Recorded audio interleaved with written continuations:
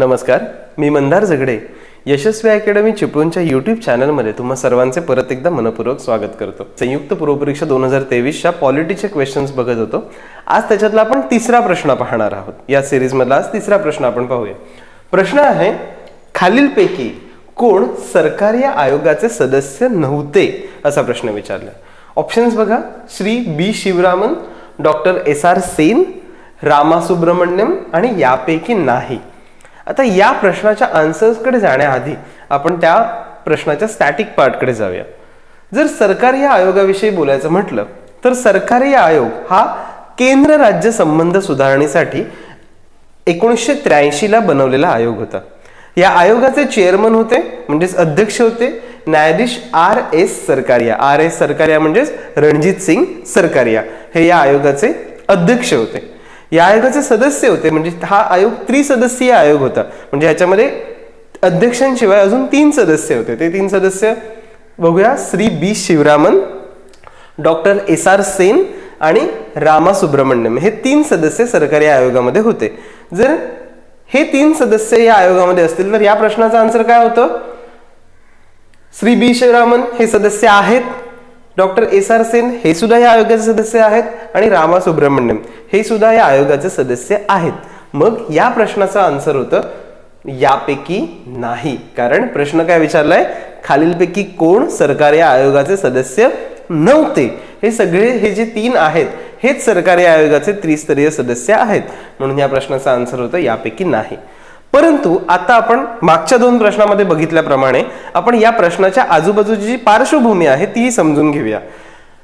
जर आपण आयोगाचे प्रश्न जर मागे जाऊन बघितले तर आपल्याला दिसून येईल की आयोगाने सरकारी आयोगावर म्हणजे आपल्या एमपीएससीच्या आयोगाने सरकारी आयोगावर खूप सारे प्रश्न विचारलेत। जसे की सेल्स टॅक्स इन्स्पेक्टरच्या मुख्य परीक्षेमध्ये प्रश्न विचारला गेला होता की सरकारी आयोगाची स्थापना सन 1983 मध्ये झाली आणि या आयोगाने एकूण 247 शिफारसी केल्या होत्या आणि हे दोन्ही स्टेटमेंट बरोबर आहेत। म्हणून अशाच पद्धतीने वेगवेगळ्या परीक्षांमध्ये आपण बघितलं असेल, एएसओ मुख्य असेल, एसटीआय मुख्यचा 2014चा पेपर असो, 2018चा पेपर असो, 2019चा पेपर असो किंवा राज्यसेवेचा पेपर असो, अशा सगळ्याच पेपर्समध्ये सरकारी आयोगाच्या शिफारसी या सगळ्यांवर बऱ्याचदा प्रश्न विचारले गेलेले आहेत।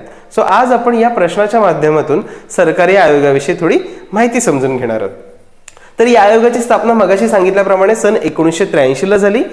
प्रश्न असा सुद्धा विचारला गेलाय की या आयोगाने अहवाल कोणत्या तारखेला दिला, तर ती तारीख होती 27 ऑक्टोबर 1987 ला सरकारी आयोगाने आपला अहवाल राजीव गांधी यांच्याकडे सुपूर्द केला होता।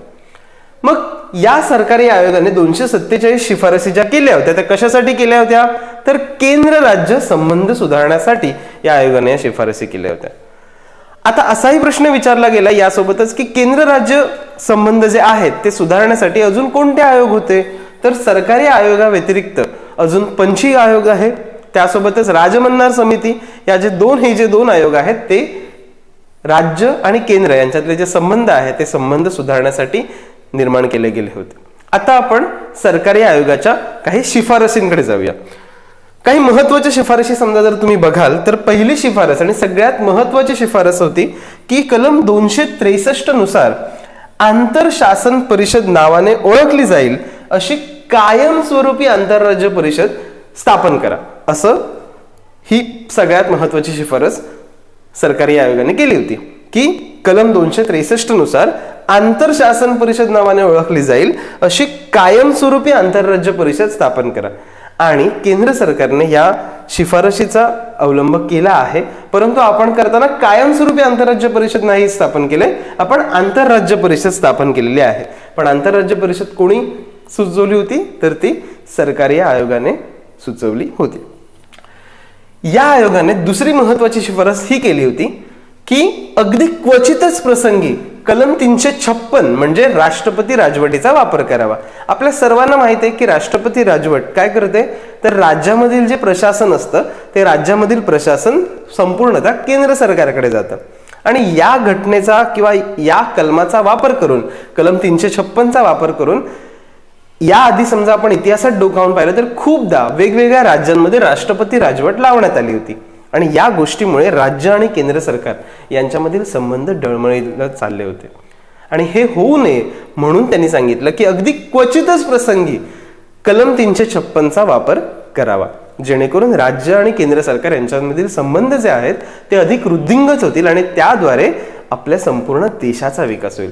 कारण जर राज्य आणि केंद्र सरकारमध्ये समजा भांडणं होत राहिली तर त्याच्यामधून देशाचा विकास, देशाची डेव्हलपमेंट जी आहे ती मागे जात राहते. म्हणून यासाठी त्यांनी सांगितलं होतं अगदी क्वचित प्रसंगीच कलम 356चा वापर करावा. तिसरी महत्वाची शिफारस होते की अखिल भारतीय सेवा ज्या आहेत, किती सेवा आहेत अखिल भारतीय सेवा?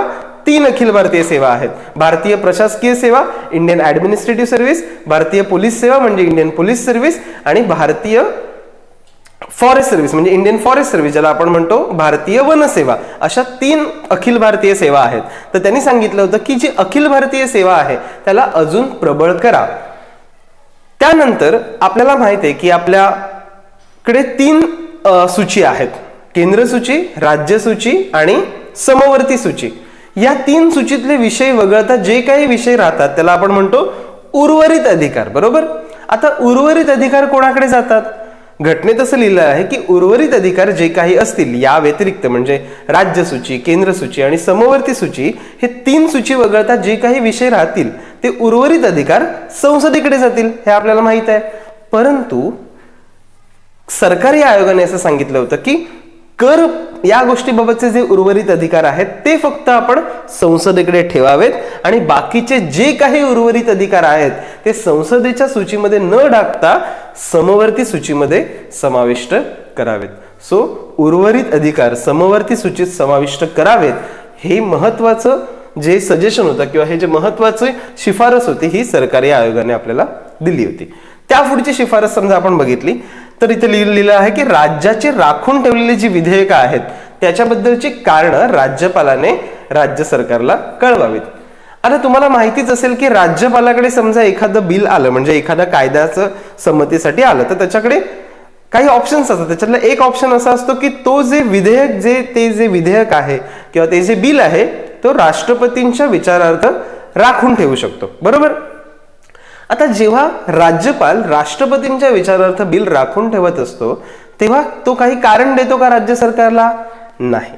तर सरकारी आयोगाने अशी शिफारस केली होती की ज्या वेळी राज्यपाल एखादं बिल म्हणजे एखादं जे विधेयक आहे ते राष्ट्रपतींच्या विचारार्थ राखून ठेवेल तेव्हा त्यांनी ते विधेयक का राखून ठेवले याची जी कारणं आहेत ती राज्य सरकारला कळवावीत, जेणेकरून राज्य सरकारला कळेल की हे बिल का राखून ठेवलंय आणि त्यामधून राज्य आणि केंद्र सरकारमधले जे काही मतभेद असतील ते थोडेसे कमी होतील. त्यानंतर आपल्याला हेही माहिती आहे, मगाशी आपण म्हटलं की समवर्ती सूची आहे आपल्याकडे. त्या समवर्ती सूचीबाबत कोण कायदे करू शकतं? तर समवर्ती सूचीबाबत केंद्र सरकार आणि राज्य सरकार हे दोन्ही सरकार काय करू शकतात? कायदे करू शकतात. परंतु ज्या वेळी केंद्र सरकार समवर्ती सूचीतील विषयाबद्दल कायदे करण्यासाठी जाईल तेव्हा सरकारी आयोगाने असं सांगितलं की ज्यावेळी केंद्र सरकार समवर्ती सूचीबद्दल एखाद्या विषयावर कायदे करण्यासाठी जाईल तेव्हा त्यांनी त्या केंद्र सरकारने राज्याशी विचार विनिमय करावा. का? तर समवर्ती सूची कोणाची आहे? समवर्ती सूचीमध्ये दोन्ही घटक येतात म्हणजे केंद्र शासन पण येतं आणि राज्य शासन पण येतं. बरोबर. म्हणूनच समवर्ती सूचीबद्दल जेव्हा संसद आपली म्हणजेच केंद्र सरकार किंवा संसद एखादा कायदा बनवत असेल तेव्हा त्यांनी राज्याशी विचार विनिमय करूनच नंतर मग समवर्ती सूचीतील एखाद्या विषयाबद्दल कायदा बनवावा. यानंतर मला सांगा राज्यपालाची नियुक्ती कोण करतं? तर राज्यपालाची नियुक्ती आपल्याकडे राष्ट्रपती करतात आणि राष्ट्रपतींवर कोणाचा सल्ला बंधनकारक असतो? तर मंत्रिमंडळाचा सल्ला बंधनकारक असतो. मग जेव्हा आपण राज्यपालाची नियुक्ती करतो तेव्हा सरकारी आयोगाने त्याच्याबद्दल एक शिफारस केली होती जी की महत्वाची आहे. प्रश्न विचारला गेला याच्यावरून. राज्यपालाची नियुक्ती करताना त्या राज्याच्या मुख्यमंत्र्यांशी विचार विनिमय करावा आणि मगच त्या ठिकाणी त्या राज्यामध्ये राज्यपाल नेमावा, अशी ही एक महत्वाची शिफारस केली होती. त्यानंतर त्रिभाषा सूत्र जे आहे ते त्रिभाषा सूत्र अंमलात आणण्यासाठी सर्व राज्यांमध्ये प्रयत्न चालू करावेत हे देखील सांगण्यात आलं होतं आणि हाही प्रश्न पडलेला आहे. आयोगाने हाही प्रश्न सरकारी आयोगाबद्दल विचारलं होतं की त्रिभाषा सूत्र अंमलात आणावं की नाही आणावं, असं सरकारी आयोगाने सांगितलं होतं. सरकारी आयोगाने सांगितलं होतं की त्रिभाषा सूत्र अंमलात आणावे आणि त्यासोबतच शेवटची शिफारस होती भाषिक अल्पसंख्याक आयुक्त हे जे पद आहे ते पुन्हा कार्यान्वित करावे, ही एक महत्वाची शिफारस होती. अशा आपण आता 9 शिफारसी बघितल्यात. या 9 शिफारसी 247 शिफारसी ज्या आहेत त्यांच्यापैकी काही महत्वाच्या शिफारसी या इथे आम्ही तुमच्यासाठी घेऊन आलेलो आहोत.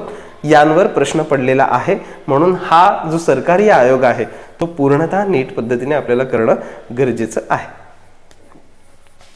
आपण आता या सिरीज मधल्या 4थ्या प्रश्नाकडे जाऊया. प्रश्न आहे, निवडणूक आयोगाची कर्तव्ये स्पष्ट करण्यासाठी कोणत्या कलमात सुधारणा करण्यात आली? ऑप्शन्स आहेत कलम 324 भाग 10, दुसरा ऑप्शन आहे कलम 324 भाग 15, तिसरा ऑप्शन आहे कलम 300 भाग 9 आणि चौथा ऑप्शन आहे कलम 398 भाग 6. आता तुम्हाला सगळ्यांना माहित असेल की निवडणूक आयोग हा कलम 324 मध्येच येतो, त्यामुळे ऑप्शन नंबर 3 आणि ऑप्शन नंबर 4 हे लगेच एलिमिनेट होऊ शकतात. आता त्याच्या पुढे प्रश्न हा येतो की कलम 324 भाग 10 की कलम 324 भाग 15? तर याचा आन्सर आहे कलम 324 भाग 15.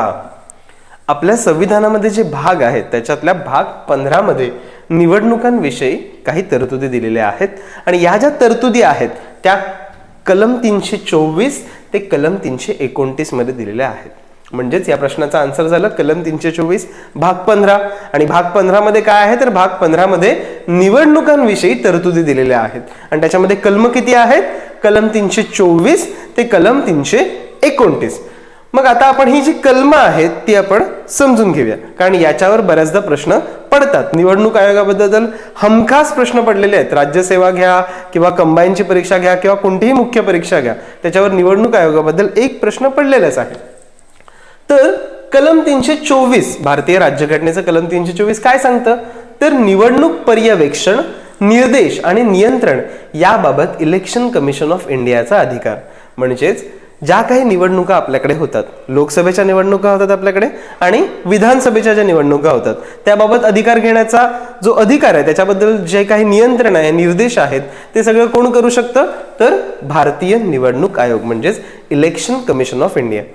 मित्रांनो, तुम्हाला या ठिकाणी हे लक्षात घ्यायचंय की इलेक्शन कमिशन ऑफ इंडिया बद्दल काय दिलंय फक्त त्यांनी की निवडणुकाचे पर्यवेक्षण म्हणजे ऑब्झर्वेशन, निर्देश आणि नियंत्रण याबाबत ईसीआयचा अधिकार, एवढीच गोष्ट दिलेली आहे. या कलम 324 मध्ये कुठेही निवडणूक आयोगाचं कंपोजिशन म्हणजे संरचना दिलेली आहे का? नाही. तर कारण असा प्रश्न विचारला जाऊ शकतो की कलम 324 मध्ये किंवा भारतीय संविधानामध्ये निवडणूक आयोगाची संरचना दिलेली आहे का? तर या प्रश्नाचा आन्सर नाही असं होतं. आपल्याला बऱ्याचदा वाटतं की निवडणूक आयोगाची संरचना सुद्धा संविधानात दिलेली असेल. नाही, संसदेने कायदा आणून निवडणूक आयोगाची संरचना ठरवलेली आहे. आज निवडणूक आयोगाची संरचना काय आहे तर तिथे चीफ इलेक्शन कमिशनर असतात, मुख्य निवडणूक आयुक्त आणि 2 निवडणूक आयुक्त, बरोबर, अशी 3 मेंबर बॉडी आहे ती. पण ती जी संरचना आहे ती कलम 324 मध्ये दिलेली नाहीये. कलम 324 एवढंच म्हणतं की निवडणुकीचं पर्यवेक्षण आणि या सगळ्याबाबत फक्त इलेक्शन कमिशन ऑफ इंडियाला अधिकार असतील. कलम 325 काय म्हणतं तर धर्म, वंश, जात व लिंग या आधारे तुम्हाला कोणीही मतदान यादीमधून वगळू शकत नाही किंवा फक्त या गोष्टींच्या आधारावर तुम्हाला कुठे समावेशही केला जाऊ शकत नाही किंवा विशेष यादीत नमूद करण्यास प्रतिबंध. म्हणजे धर्म, वंश, जात व लिंग यांच्या आधारे कोणत्याही माणसाला तुम्ही मतदान यादीमधून वगळू शकत नाही किंवा त्यांच्यासाठी स्पेशल वेगळी यादी, विशेष यादी तुम्ही तयार करू शकत नाही. म्हणजेच काय तर मतदार यादी जी असते ती मतदार यादी मध्ये सगळे जे भारताचे नागरिक आहेत ज्यांनी 18 वर्षाच्या वरती वर्ष पूर्ण केलेत, आपल्या वयाचे 18 वर्ष पूर्ण केलेत, त्या सगळ्यांना मतदार यादीमध्ये स्थान दिलं जाईल. याची जी शिफारस आहे ही कोणत्या कलमामध्ये केलेली आहे? कलम 325 मध्ये. आत्ताच आपण बोलताना म्हटलं की भारतीय नागरिकांतील फक्त 18 वर्षाच्या वरती सगळ्या लोकांना हा निवडणुकीत मतदान करण्याचा अधिकार आहे. हे कोणत्या कलमात दिलेलं आहे तर कलम 326 मध्ये. कलम 326 काय सांगतं तर लोकसभा आणि विधानसभा यांच्या निवडणुकीसाठी 18 वर्षांवरील सर्व भारतीयांना मतदानाचा अधिकार आहे. म्हणजे ज्याला आपण काय म्हणतो, प्रौढ मताधिकार. राईट. सो प्रौढ मताधिकार कशामध्ये दिलेला आहे, तर कलम 326 मध्ये आपल्याला प्रौढ मताधिकाराची नमूद केलेली दिसते. नंतर जर आपण कलम 327 कडे गेलो तर राज्य विधिमंडळाच्या ज्या काही निवडणुका असतात त्याच्याबाबत संसदेला काही अधिकार दिलेले आहेत की तुम्ही काही तरतुदी करू शकता. राज्य विधिमंडळाच्या म्हणजे विधानसभेच्या ज्या काही निवडणुका असतात त्याच्याबद्दल संसद काही तरतुदी करू शकते, हे दिलेलं आहे कलम 327 मध्ये. कलम 328 मध्ये काय दिलेलं आहे, तर राज्य विधिमंडळाच्या निवडणुकीबाबत राज्य विधिमंडळाला काही तरतुदीचे अधिकार दिलेले आहेत. बरोबर आहे, कारण निवडणुका कोणाच्या आहेत, राज्य विधिमंडळाच्या आहेत. तर राज्य विधिमंडळाच्या निवडणुकीबाबत संसदेचे जे अधिकार आहेत ते कलम 327 मध्ये आहेत आणि कलम 328 मध्ये राज्य विधिमंडळाच्या निवडणुकीबाबत त्या राज्याच्या विधिमंडळाला सुद्धा अधिकार दिलेले आहेत. त्यासोबत विचारलं जाणारं परत एक इम्पॉर्टंट कलम म्हणजेच आपला आर्टिकल 329 329 कलम नंबर 329 काय सांगतं, निवडणूक विषयामध्ये हस्तक्षेपास न्यायालयांना प्रतिरोध. म्हणजेच काय, तर लोकसभा किंवा विधानसभेच्या निवडणुकीमध्ये काहीही वाद किंवा विवाद झाले तर त्यामध्ये कोणतंही न्यायालय हस्तक्षेप करू शकत नाही. का, तर यामध्ये हस्तक्षेप करण्याचा अधिकार इलेक्शन कमिशन ऑफ इंडिया म्हणजे भारतीय निवडणूक आयोगाला देण्यात आलेला आहे. मग तुम्ही म्हणा सर, काल तुम्ही जो पहिला प्रश्न घेतला होता त्याच्यामध्ये राष्ट्रपती उपराष्ट्रपतींच्या निवडणुकीबाबत बोलताना तुम्ही न्यायालयानं अधिकार दिले गेले असं सांगितलं 44व्या घटना दुरुस्तीद्वारे. राष्ट्रपती, तर लक्षात घ्या की राष्ट्रपती, उपराष्ट्रपती आणि लोकसभेचे जे अध्यक्ष असतात त्यांच्या ज्या निवडणुका आहेत त्यांच्याबाबतचा जो विवाद असेल तो सुप्रीम कोर्टकडे जाऊ शकतो. परंतु लोकसभा आणि विधानसभा ह्या ज्या निवडणुका असतात त्यांच्याबाबत जर कोणताही विवाद झाला तर न्यायालयांना हस्तक्षेप करता येत नाही. हे लक्षात घ्यायचं आहे आपल्याला कलम 329 वरून. खूप महत्वाचं कलम आहे, विचारलं जाऊ शकतं. आता ह्या कलम 324 ते कलम 329 मध्ये जर तुम्ही मला विचाराल की याच्यामध्ये इम्पॉर्टंट कलम कोणती आहेत, तर कलम 324 ज्यामध्ये इलेक्शन कमिशन ऑफ इंडिया बद्दल सांगितलं गेलंय, कलम 325, कलम 326 आणि कलम 329 यावर तुम्हाला प्रश्न विचारले जाऊ शकतात आणि विचारले गेलेले सुद्धा आहेत.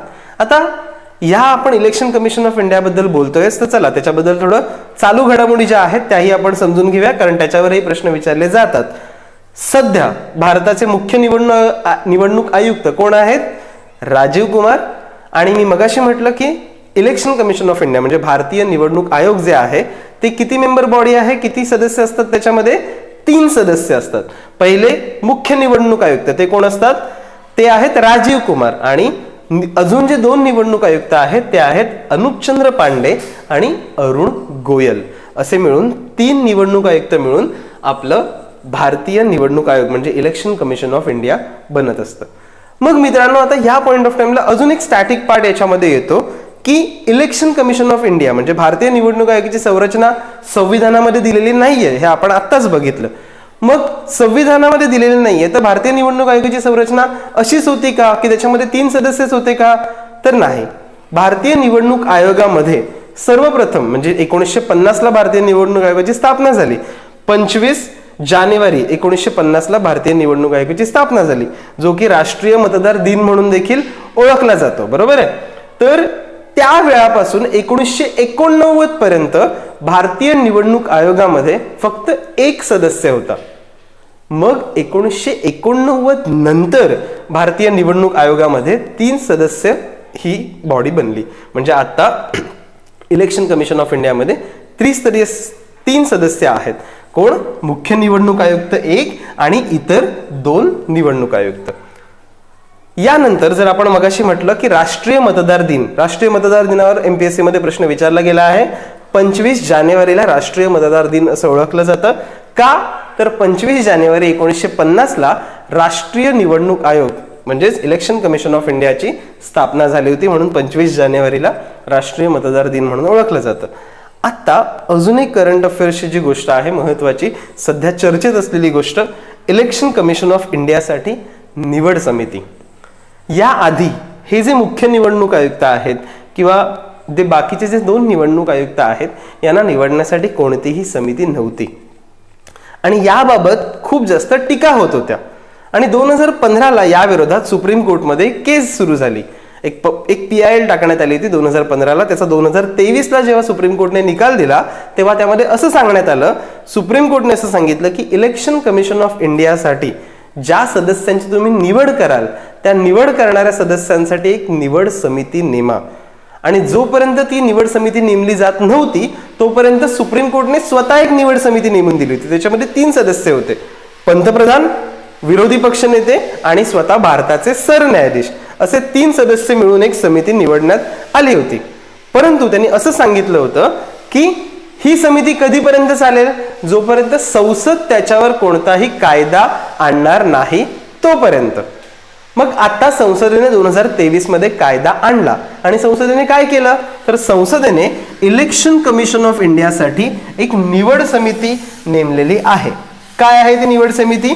त्या निवड समितीचे अध्यक्ष असतील स्वतः पंतप्रधान, त्यानंतर त्याच्यासोबत अजून एक विरोधी पक्ष नेते असतील आणि कॅबिनेटचे मंत्री, अशी आता 3 सदस्य असलेली इलेक्शन कमिशन ऑफ इंडियासाठी एक निवड समिती नेमण्यात आलेली आहे. मग या निवड समितीने कोणाला रिप्लेस केलंय, कोणाला वगळलंय? सुप्रीम कोर्टने आपल्याला जी बॉडी दिली होती त्याच्यामध्ये कोण कोण होतं? प्राईम मिनिस्टर, विरोधी पक्ष नेते आणि स्वतः भारताचे सरन्यायाधीश होते. आता ते कंपोजिशन वगळून संसदेने काय केलंय तर PM म्हणजे प्राईम मिनिस्टर, आपले पंतप्रधान, आपले अध्यक्ष असतील, विरोधी पक्ष नेते आणि कॅबिनेट मंत्री असे 3 सदस्य मिळून काय करतील, इलेक्शन कमिशन ऑफ इंडियासाठी जे 2 आयुक्त आहेत त्या दोघांची निवडणूक, त्या तिघांचीही नेमणूक करतील किंवा त्या तिघांना नियुक्त करण्यासाठी जी निवड करण्यासाठी जी समिती असेल ती ही समिती असेल. ओके, आता समजा आपण हे बघितलं असेल तर मला आता या ठिकाणी हेही सांगूया आपण की या निवडणूक आयुक्तांचा कार्यकाळ काय आहे. मुख्य निवडणूक आयुक्त आणि इतर 2 निवडणूक आयुक्त या तिघांचाही कार्यकाळ 6 वर्ष किंवा 65 वर्ष इतका असतो. 665 हा जादुई आकडा नेहमी लक्षात ठेवायचा. 665 6 वर्ष किंवा 65 वर्ष यापैकी सगळ्यात लवकर जे काही होईल त्या ठिकाणी त्यांना रिटायर्ड व्हावं लागतं. यासोबतच MPSCने आज बऱ्याचदा आजपर्यंत प्रश्न विचारलेत की निवडणूक संदर्भात ज्या काही सुधारणा करण्यासाठी ज्या काही समित्या नेमल्या गेल्यात त्यांच्यावरही प्रश्न विचारले गेलेत. जाता जाता आपण त्याकडेही लक्ष देऊ. आतापर्यंत जवळजवळ 4 समित्या आपल्याला प्रश्नांमध्ये दिसतात. पहिली म्हणजे दिनेश गोस्वामी समिती, ही निवडणूक आयोगाबद्दल सुधारणा किंवा निवडणुकांबद्दल सुधारणासाठी नेमण्यात आली होती. त्यासोबत इंद्रजित गुप्ता समिती, त्यानंतर तारकुंडे कमिटी होती, ती सुद्धा त्यासाठी नेमण्यात आली होती. आणि चौथी म्हणजे संपत कुमार समिती. या 4 समित्या, दिनेश गोस्वामी समिती, इंद्रजित गुप्ता समिती, तारकुंडे समिती आणि संपत कुमार समिती, या 4 समित्या निवडणूक संदर्भात सुधारणा करण्यासाठी नेमण्यात आलेल्या समित्या आहेत. या ठिकाणी आपल्याला हेही एक लक्षात घ्यायचं आहे की मुख्य निवडणूक आयुक्त आणि जे इतर 2 निवडणूक आयुक्त आहेत त्यांना पदावरून समजा पदच्युत करायचं झालं तर ते कशा पद्धतीने केलं जातं तर मुख्य निवडणूक आयुक्तांना पदच्युत करण्यासाठी आपल्याला महाभियोग प्रक्रिया पार पाडावी लागते. महाभियोग प्रक्रिया म्हणजे काय तर ज्या पद्धतीने सुप्रीम कोर्टचे जे जज असतात त्यांना पदच्युत करण्यासाठी जी प्रक्रिया केली जाते म्हणजेच काय तर संसदेच्या दोन्ही सभागृहामध्ये विशेष बहुमताने तो ठराव आपल्याला मंजूर करावा लागतो. त्या प्रक्रियेला आपण महाभियोग प्रक्रिया म्हणतो. तर त्या महाभियोग प्रक्रियेद्वारेच फक्त आणि फक्त मुख्य निवडणूक आयुक्तांना पदच्युत करता येते. परंतु एक गोष्ट लक्षात घ्या की जे इतर 2 निवडणूक आयुक्त आहेत त्यांना पदावरून काढून टाकण्यासाठी महाभियोग प्रक्रिया करावी लागत नाही. जर मुख्य निवडणूक आयुक्ताने लिखित शिफारसीमध्ये फक्त लिहून दिलं की यांना पदावरून काढून टाकलं तरी चालेल तर राष्ट्रपती यांना ह्या ज्या बाकीचे 2 जे निवडणूक आयुक्त आहेत त्यांना पदावरून काढून टाकण्यासाठी कोणत्याही महाभियोग प्रक्रियेची आवश्यकता लागत नाही. आणि ही एक क्रिटिसिझम आहे, म्हणजे ही एक निवडणूक आयोग आपल्या निवडणूक आयोगावर केली जाणारी टीका आहे. जर मुख्य निवडणूक आयुक्त आणि निवडणूक आयुक्त यांना सॅलरी आणि बाकीच्या सगळ्या ज्या काही अलावन्सेस असतात, कंडिशन असतात तर सेम आहेत, तर तुम्ही त्यांना काढून टाकण्याच्या प्रक्रियेबाबत हे डिफरन्सेस का, हे फरक का, असा प्रश्न निवडणूक आयोगावर उठवला जातो बऱ्याचदा. तर हे लक्षात ठेवायचं आहे आपल्याला की मुख्य निवडणूक आयुक्तांना काढून टाकण्यासाठी आपल्याला महाभियोग प्रक्रिया पार पाडावी लागते. तर बाकीचे जे 2 निवडणूक आयुक्त आहेत त्यांना समान अलावन्सेस, समान पदाचा दर्जा असून देखील त्यांना काढण्यासाठी महाभियोग प्रक्रिया पार पाडावी लागत नाही. ही गोष्ट आपल्याला या ठिकाणी लक्षात ठेवायची आहे.